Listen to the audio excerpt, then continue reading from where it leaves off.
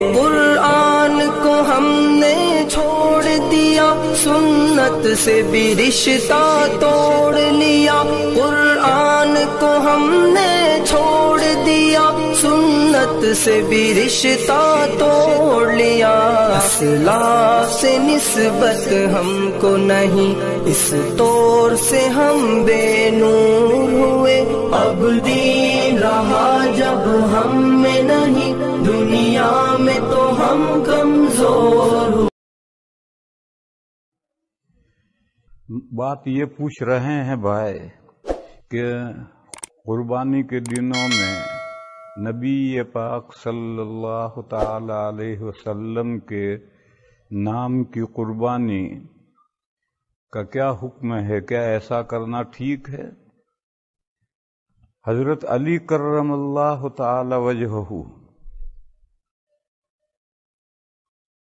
ہمیشہ 2 مینڈھوں کی قربانی کرتے تھے۔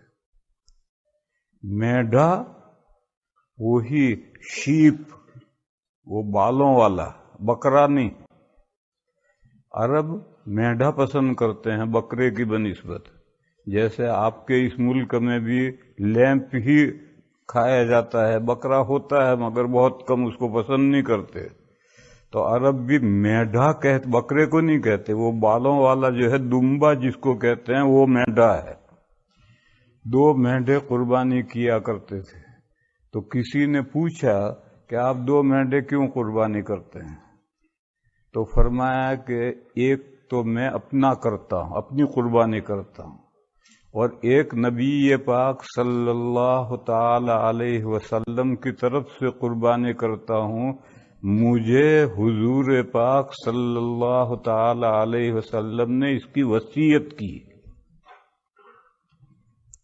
تاکیدی حکم دیا ہے۔ وصیت میں نے تاکیدی حکم دیا ہے مجھے حضور نے، اس لیے ایک بکرا حضور کی طرف سے کرتا ہوں۔ میں اپنا عمل ظاہر نہیں کرتا، لیکن کسی مصلحت سے میرے یہاں 3 بکرے میں خریدتا ہوں قربانی میں۔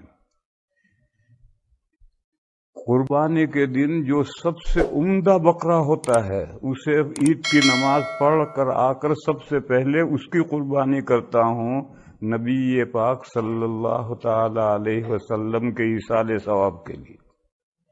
پھر دوسرے دن اپنی قربانی کرتا ہوں، تیسرے دن اپنے گھر میں سے اہلیہ کی کرتا ہوں، اہلیہ چلی گئیں اب بھی کرتا ہوں ان کی۔ تو عید کے دن سب سے پہلی قربانی جو شاندار بکرا میرا ہوتا ہے، جو اچھے سے اچھا، وہ نبی پاک صلی اللہ تعالی علیہ وسلم کے نام کا کرتا ہوں ہر سال۔ یہ میرا عمل ہے، میں کسی مصلحت سے ظاہر کرتا ہوں، ورنہ مجھے ظاہر کرنے کی ضرورت نہیں ہے۔ اسی طرح سے میں نے کئی حج کیے ہیں۔